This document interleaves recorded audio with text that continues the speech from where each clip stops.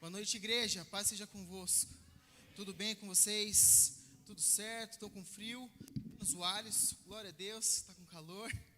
Peço, por favor, que vocês abram a Bíblia de vocês lá em João 16, 33.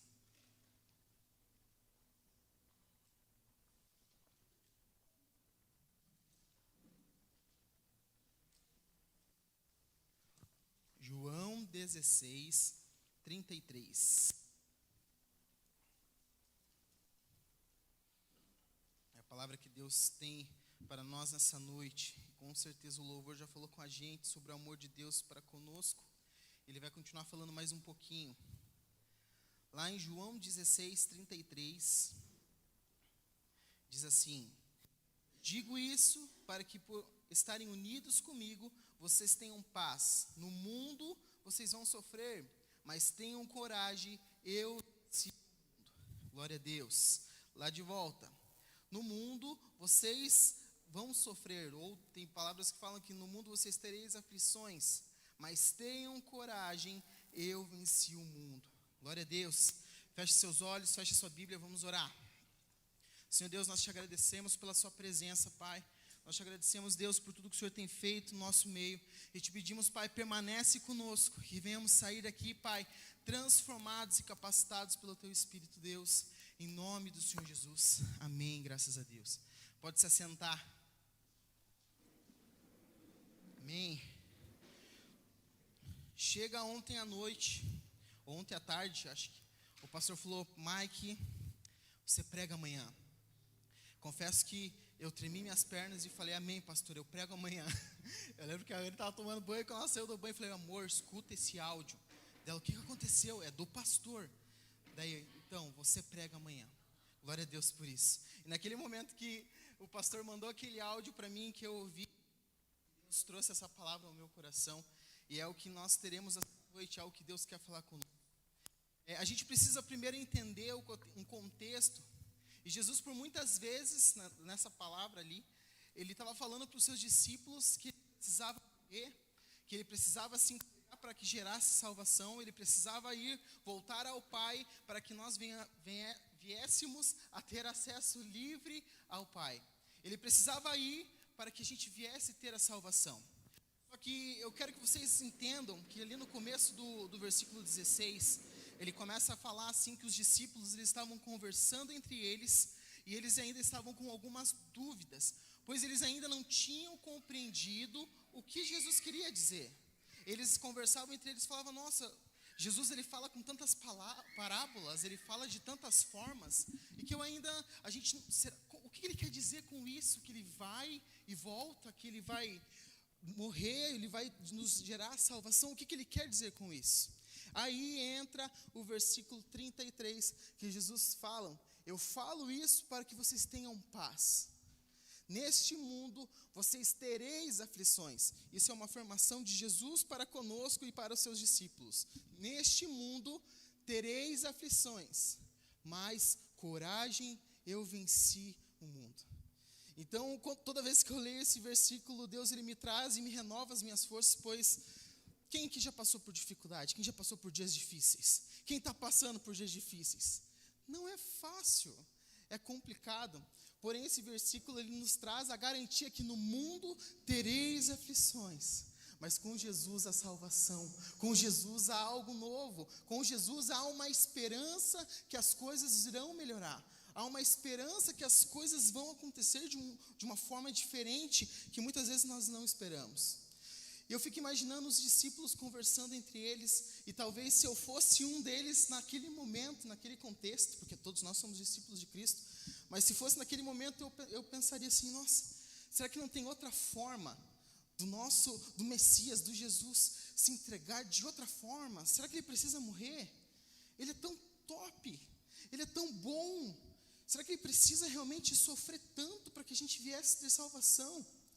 Sabe por quê, meu querido? Que a gente sempre fala sobre perder, a gente sempre fala sobre dor, a gente sempre escuta sobre aflições, e a gente, teoricamente, no nosso psicológico, a gente está preparado para os dias difíceis, mas na verdade ninguém quer passar por dias difíceis, ninguém quer passar pela dor, ninguém quer perder ninguém, não é verdade?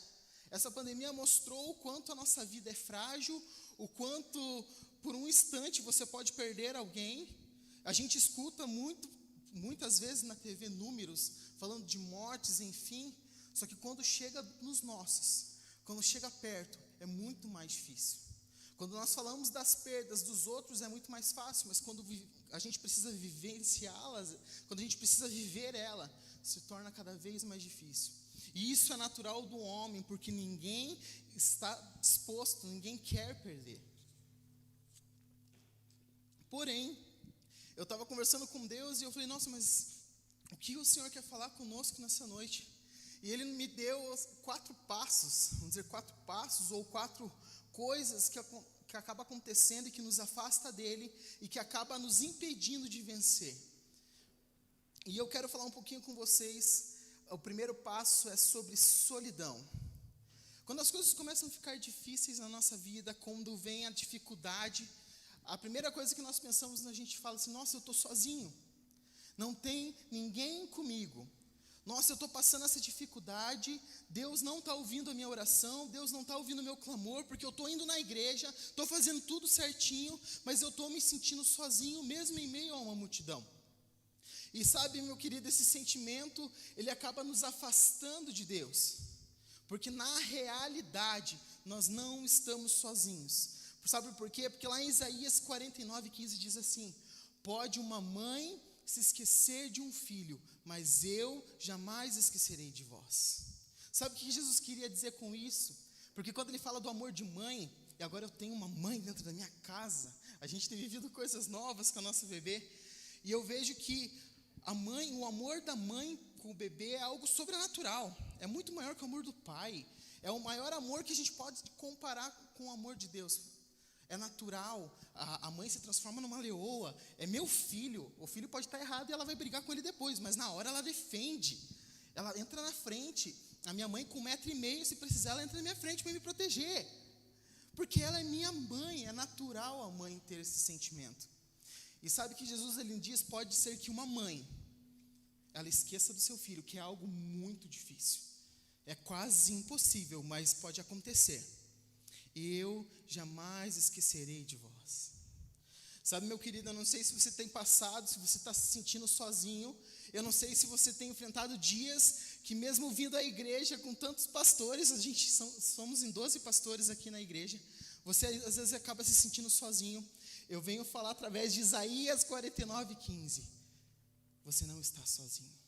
Eu não me esquecerei, eu escuto o seu clamor, eu escuto cada oração, eu vejo cada lágrima, eu estou contigo, eu estou te ouvindo, você não está sozinho.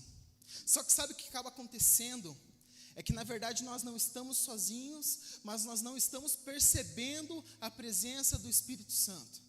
Nós não estamos percebendo a presença de Deus à nossa volta. A gente está tão focado nos problemas, a gente está tão focado nas adversidades que têm acontecido, nas dificuldades que a gente tem enfrentado, e a gente tem falado que está sozinho, mesmo tendo Deus conosco.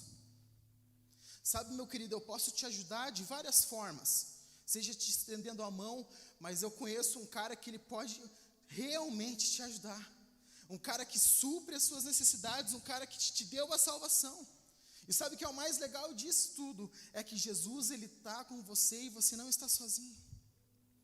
O que acontece é que nós não estamos percebendo, nós não estamos nos dedicando, nós não estamos enxergando o Espírito Santo. Isso começa no culto de oração na terça-feira, porque a gente fala que quer que Deus ele faça sobrenatural, nós falamos que estamos sozinhos, mas no culto de terça-feira que é para vir buscar o Espírito Santo e orar e clamar, a gente não quer vir. A gente fala que quer o Espírito Santo, que a gente precisa da ajuda do Pai, mas para ir para a célula, não, eu não vou para a célula. Para vir no culto, eu não vou para o culto, eu estou sozinho. Será que você realmente está sozinho? Será que você está sozinho? Fica uma pergunta para você nessa noite. Você está se sentindo sozinho? Ou você quer estar se sentindo sozinho? Porque eu venho afirmar para vocês que o Espírito Santo está com os braços abertos para te estender as mãos, para te dar um abraço e te garantir vida e para solucionar esse problema que você diz que é tão grande. Eu venho aqui nessa noite para dizer que não há problemas, não há dificuldades que você venha enfrentar, que o meu Deus não possa solucionar. Não há dificuldades que você venha enfrentar que Ele não possa resolver. Segundo ponto que a gente precisa entender, coisas que nos afastem de Deus, é a incerteza e frustração. A gente é um ser sistemático, tem alguns mais e uns menos, no caso eu sou um pouquinho mais. E quando eu quero alguma coisa, a Anne sofre um pouco com isso em casa, mas eu fico pensando todas as coisas.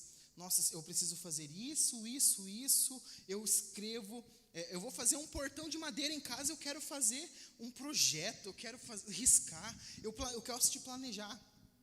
E às vezes quando não acontece da forma que eu imagino, não acontece da forma que eu desejo, eu acabo me frustrando. Por que não está acontecendo? Eu pensei tanto tempo, fiquei tanto tempo pensando, eu fiquei tanto tempo desenhando e não deu certo. E a maior causa que nos causa incerteza e frustração é o fato da gente querer tudo da nossa forma. É o fato da gente querer que as coisas aconteçam do nosso jeito. É o fato da gente querer que Deus escute a minha oração. Só que eu preciso dizer para você nessa noite que nós precisamos confiar em Deus. E quando nós confiamos em Deus, nós entregamos a nossa vida a Ele. E quando entregamos a nossa vida para Ele, Ele faz da forma melhor possível.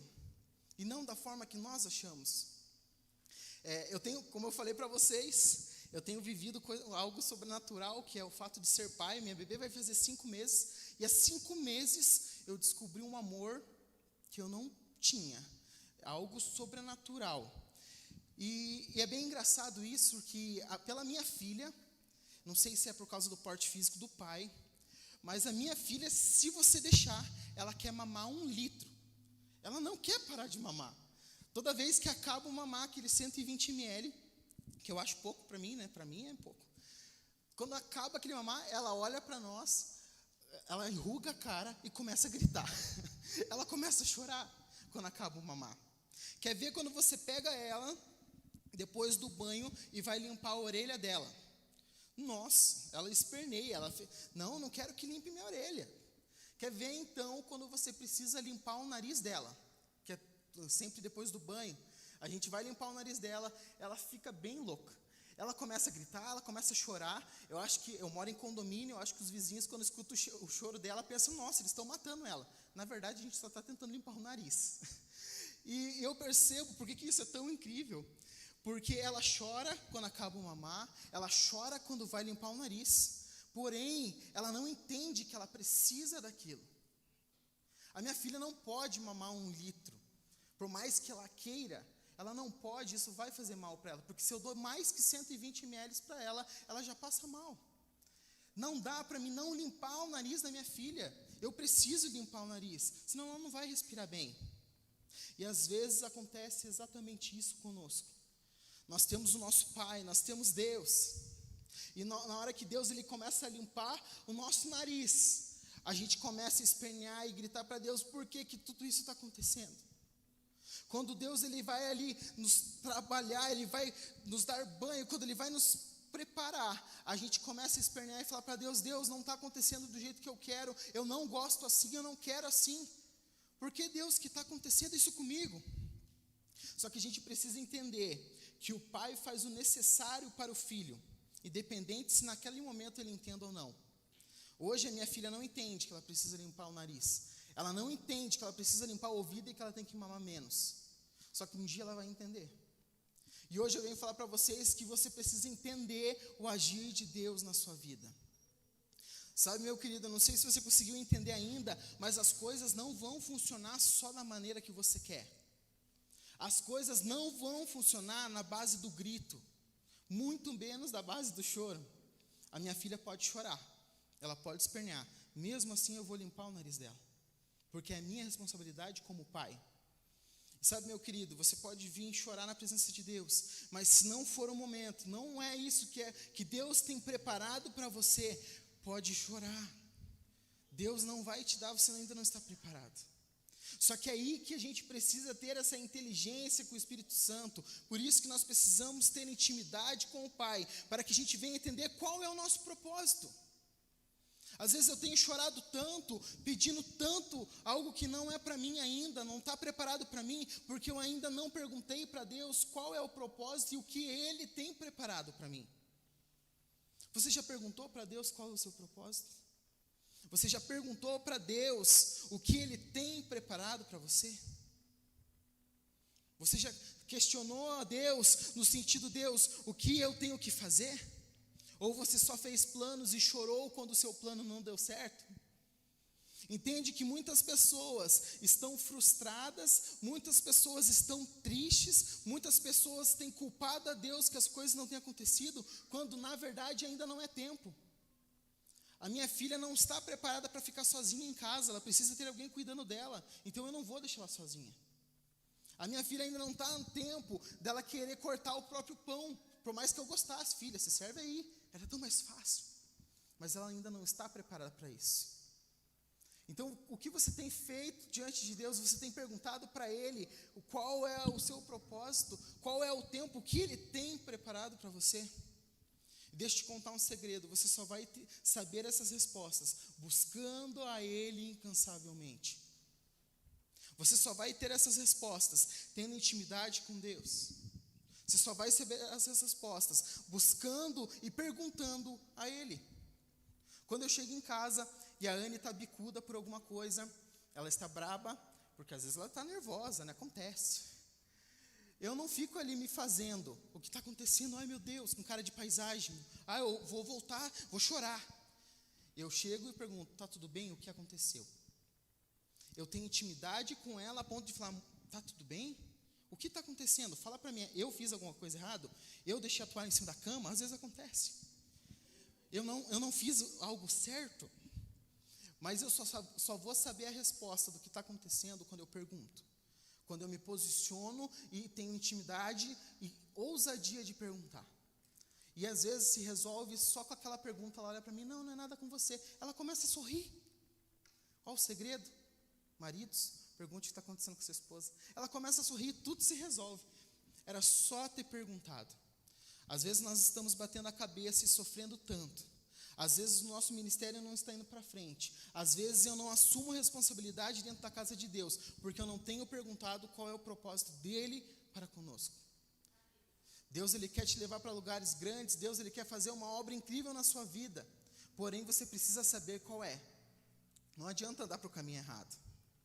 Terceiro ponto que eu quero que vocês analisem é processo. Não adianta querer pular processos. Não adianta você querer pregar um prego com alicate. Não vai dar certo.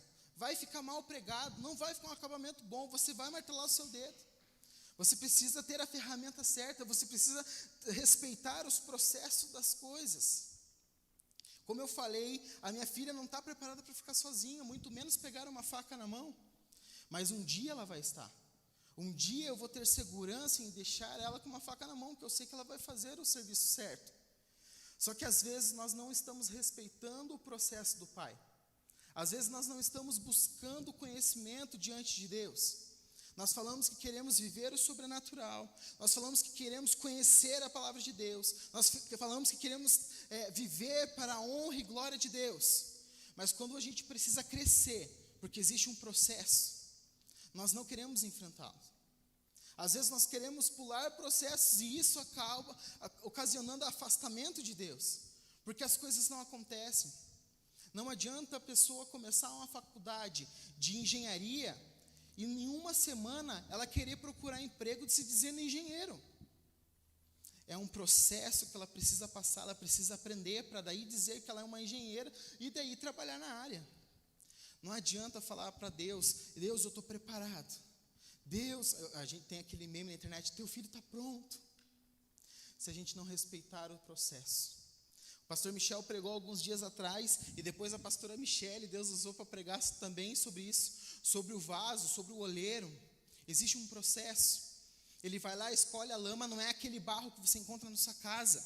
cheio de pedra, cheio de coisa. Ele escolhe a melhor lama, ele tira, ele peneira, ele limpa, ele tira as impurezas, ele vai moldando, quebrou, faz de novo, vai, molha e vai, quebrou, faz de novo, até que você encontra aquele vaso lindo para comprar. É um processo. Não adianta eu pegar uma terra de qualquer forma, não adianta eu só jogar uma água e querer moldar. Existe um processo para aquilo acontecer. Respeite os processos de Deus na sua vida. Não pule nenhuma etapa. Não tente solucionar, dar uma ajudinha. Ou, eu anotei aqui, não adianta querer resolver um problema causando outro. Existe um processo. Você precisa estar preparado. E hoje eu falando com Deus, e dele deu um exemplo, conversando com ele, veio na cabeça assim, não adianta hoje, meu irmão, você ganhar R$1 milhão se você não saber administrar esse R$1 milhão. Você não vai fazer nada com ele que te sirva, e você ainda só vai se afundar mais. Tem pessoas que ganham, pode ver, tem pessoas que ganham R$1 milhão, vai lá e compra um carro. O primeiro IPVA ele tem que vender o carro e perdeu, porque ele gastou R$1 milhão com o carro. Então não adianta você querer, se você não enfrentar os processos. Não adianta você falar, eu quero ser usado por Deus e quero ser um pastor. Filho, então vai fazer ITQ.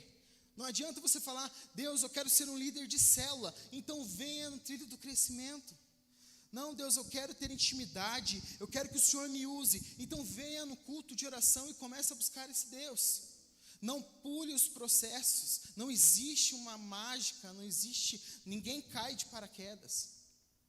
Respeite os processos.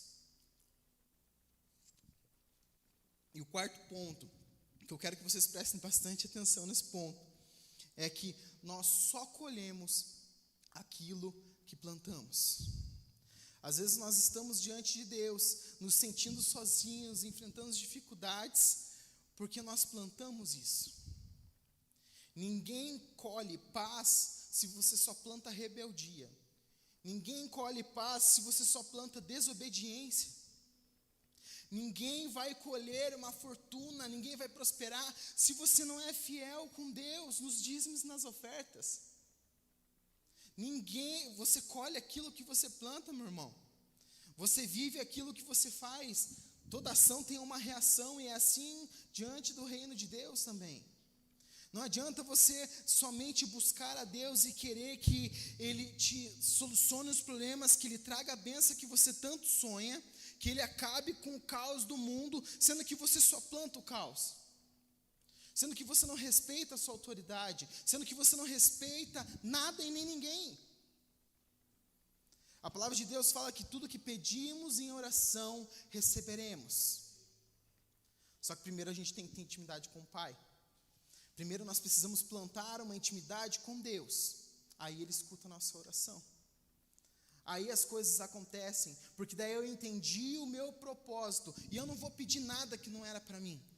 Porque eu amadureci, eu enfrentei os processos, e eu vou plantar aquilo que eu tenho certeza que Deus tem preparado para mim. Eu entendi quais são os planos de Deus para a minha vida. Eu lembro que quando eu comecei a namorar com a Anne, a gente vai fazer 10 anos que a gente está junto. Eu lembro que eu já contei muitas vezes nos jovens, que eu tinha o sonho de ter só um carrão rebaixado, que era o meu sonho de moleque, um carro rebaixado. E daí quando eu comecei a namorar, a Anne falou, olha, aqui em casa quer casa, então se vira, neguinho. Na época era neguinho, porque era magrinho. Se vira, a gente tem que comprar uma casa. Os planos mudaram. Eu entendi o meu propósito, que eu precisava mudar, eu precisava buscar outras formas.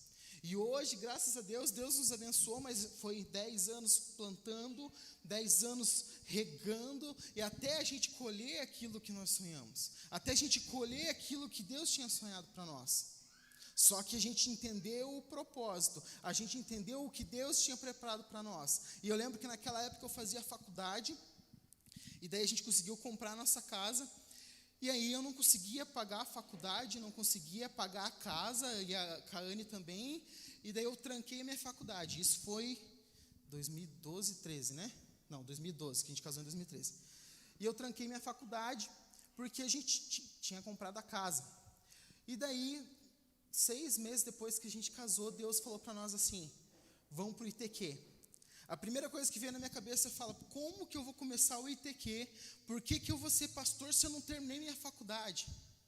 E eu lembro que a gente orou e eu comecei a buscar a Deus. E Deus, ele falou, o seu propósito hoje não é terminar essa faculdade. O seu propósito hoje é ir lá e fazer o ITQ. 3 anos depois a gente se formou, a gente terminou o ITQ e Deus está nos usando até hoje. E sabe quando que eu voltei a fazer faculdade, irmão? Faz 6 meses. 10 anos para terminar essa faculdade. Pensa na faculdade longa. Mas eu entendi o propósito de Deus. Primeiro, Deus, ele queria nos moldar, nos capacitar. E hoje eu tenho a disponibilidade de fazer a faculdade porque eu entendi e respeitei a vontade de Deus. Eu entendi que primeiro eu tinha que fazer o ITQ. Eu busquei a Deus, eu perguntei para Ele qual era o meu propósito. Não adianta eu ficar batendo na minha cabeça com a faculdade. Porque Deus nos abençoou em pagar o ITQ para mim e para a Anne. E eu não conseguia pagar a faculdade só para mim. Deus fez o sobrenatural. E antes da gente encerrar, eu quero contar um testemunho que tem acontecido na minha vida desde que começou a pandemia. A gente começou a pandemia em abril do ano passado, né? Vai fazer 1 ano e meio que a gente começou a pandemia. Desde que começou a pandemia, a minha vida teve uma mudança completamente. Primeiro, a gente já está casado há 8 anos, a gente decidiu entrar na fila de adoção, a gente ficou 2 anos na fila de adoção, porque Deus tinha colocado isso no nosso coração. E quando a gente tentou o primeiro processo de adoção, infelizmente deu errado. Alguns chegaram até a conhecer o menino e, infelizmente, por N fatores, e que não vem ao caso eu expor, mas acabou não dando certo o processo de adoção. Foi bem na semana que começou a pandemia. Ali a minha vida começou a transformar. Por quê? Primeiro, a gente tinha perdido um filho. Não tinha dado certo no nosso processo de adoção. Segundo, aquilo que a gente amava fazer, que é estar na igreja, estar nos cultos de jovens, estar na presença de Deus, começou a ser só culto online. E daí a gente falou, meu Deus, a gente não vai conseguir nem ir lá para a igreja chorar a perca do filho, porque a gente tem que ficar trancado em casa. Daí, consequentemente, eu trabalho com móveis, eu trabalho com comissão, as vendas caíram, consequentemente o meu salário caiu. E eu comecei a orar para Deus, a gente é fiel ao Senhor, a gente vive da sua palavra, agora a gente perdeu um filho e agora o meu salário caiu pela metade. 1 mês depois o meu carro deu um problema, eu tinha um Peugeot é uma benção, deu um problema que ficava mais de 5 mil reais para arrumar o Peugeot. Daí eu falei, caiu o meu salário, eu não tenho condição. Chegou novembro, Deus abriu a porta, que a gente conseguiu trocar de carro por um carro muito melhor que o nosso Peugeot, algo sobrenatural, e a gente viu o agir de Deus, mesmo a gente não tendo condições. E daí a gente falou, nossa, Deus fez a gente estragar o carro para Deus abrir a porta. Começo de dezembro, a gente recebeu uma ligação e falou assim, tem uma menininha nascendo, vocês querem? Naquele momento a gente chorou, a gente clamou a Deus, e a gente falou, amém. Dia 25 de janeiro, a nossa filha nasceu e algo sobrenatural aconteceu. Aí, tudo bem, agora vem o testemunho mais atual. Há 2 semanas atrás, eu estava indo para Almirante Tamandaré com a minha moto. Para quem não me conhece, eu sou apaixonado por moto.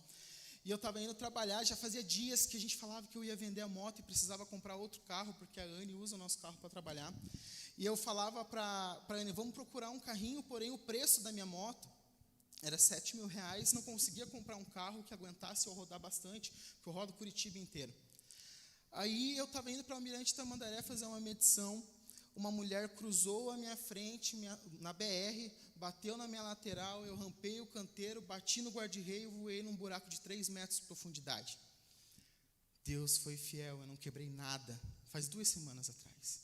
Não aconteceu nada, eu só fiquei sem ar, né, porque eu caí de peito. Eu estava com o notebook da empresa nas costas, não quebrou nem o notebook, não saiu nem o baú da moto, e não quebrou nada. Os caras pararam, me ajudaram, tiraram a moto lá do buraco, e naquele momento a primeira coisa que eu pensei assim, Deus, obrigado, eu estou vivo.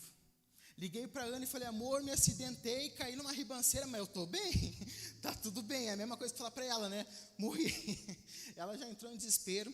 Daí depois que eu liguei para ela, eu liguei para minha chefe, não vou trabalhar, caí. Daí eu liguei para o meu pai, estou morrendo. Não, brincadeira. Falei, pai, vem me ajudar que eu não estou conseguindo respirar, eu sofri um acidente. O SEAT chegou lá e falou, não, eu não sei como você está vivo, você bateu na guarda-rei, aquele ferro que tem na BR, no retorno, e caiu no buraco, eu não sei como você está vivo e não quebrou nada. Mas enfim, você está vivo. Eu até brinquei com o cara do SEAT, é por causa do meu peso, a gordurinha protegeu, não quebrei nada por causa disso. Vantagem de ser gordinho. Enfim, faz 2 semanas, sexta-feira, uma semana depois, eu decidi que eu precisava vender a moto, porque eu não podia morrer. Deus me deu a minha filha, ela precisa de um pai, e o pai sou eu, então eu não posso morrer porque eu amo a moto. Pode subir, Daniel, por favor. E eu decidi vender. Vendi, cheguei em casa, eu chorei, né, amor? Caiu uma lágrimazinha, porque eu amava a minha moto. Vendi, enfim. E eu comecei a procurar uns carrinhos de 7 mil reais, porque daí eu precisava deixar o nosso com a Anne, e eu precisava comprar outro para trabalhar, eu preciso disso. E aí eu procurava os carrinhos, o meu sogro chegou e falou para mim, olha, eu tenho esse Uno, 2007, ele é um carro bom. Daí eu falei, ixi, não tenho condições. Daí ele falou, eu te parcelo em 500 reais por mês. Daí eu falei para ele, eu não tenho condições. A minha chefe me perguntou se eu tinha vendido a moto, eu falei que sim. Daí na quinta-feira ela falou, então pergunta para o teu sogro se ele faz em 3 vezes. Daí eu perguntei, ele falou que sim. Chegou na sexta-feira de manhã, faz 6 meses que eu estou na empresa. Ela chegou para mim e falou bem assim, Mike, tá aqui os 4 mil reais que falta para você entregar o carro, eu estou te dando. É teu. Deus me honrou e eu comprei o meu carro para me trabalhar, sem eu gastar 1 centavo. Deus ainda faz, meu irmão. Deus me livrou da morte, Deus me livrou daquele acidente, eu não quebrei nada. Exatamente 2 semanas depois, eu pude comprar um carro porque Deus me honrou. Parecia que eu estava sozinho. Naquela hora que eu caí, eu falei para Deus, Deus, por que está acontecendo isso? Eu vinha de um ano horrível, que a minha situação financeira caiu, que eu tinha perdido um filho. Deus me deu uma filha maravilhosa. Eu cheguei para Deus e falei, Deus, eu preciso de uma solução para o meu salário. Eu mudei de emprego em janeiro. Deus cumpriu a promessa, e faz 6 meses que eu estou naquela empresa. Deus me deu um carro, irmão. Deus ainda faz, ainda Ele cumpre as promessas. Só que primeiro você precisa entender os processos. Primeiro você precisa falar para Deus, eu não estou sozinho porque Ele está comigo. Eu posso sofrer um acidente, eu posso quebrar minha moto inteira, não interessa. Eu estou vivo, vamos agradecer a vida. Eu estou respirando, vamos agradecer pelo ar que a gente respira. Eu lembro que eu cheguei depois do acidente, não conseguia andar. Eu fiquei uns 3 dias assim que eu não conseguia me mexer de dor. Eu só olhei para a Anne e falei assim, estou vivo, glória a Deus. E tudo pro gordinho, a gente comemora com pizza.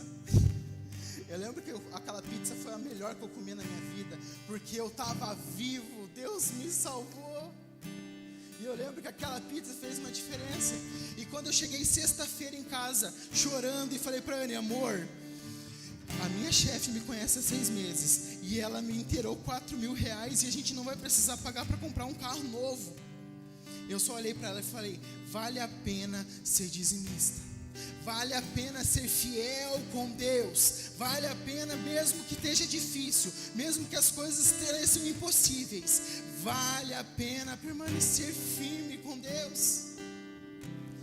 Eu não venho falar de um testemunho de um irmão, eu não venho falar de um testemunho antigo. Aconteceu nessa sexta-feira. E eu não venho falar aqui que agora o Mike tem 2 carros, não é isso. Eu não tenho condições, Deus me deu. Eu não sei a situação que você está enfrentando. Eu não sei a dificuldade que você está enfrentando. Eu não sei se você está se sentindo sozinho. Eu só sei que você precisa plantar para você colher. Eu só sei que você não está sozinho, porque pode uma mãe se esquecer do filho, mas eu jamais esquecerei de vós. Eu não sei a dificuldade. É financeira? Não interessa, eu soluciono. Eu estou vivendo o sobrenatural de Deus na minha vida, sendo fiel a Ele. E eu te convido a viver uma vida sobrenatural, sendo fiel a esse Deus. Se coloque de pé.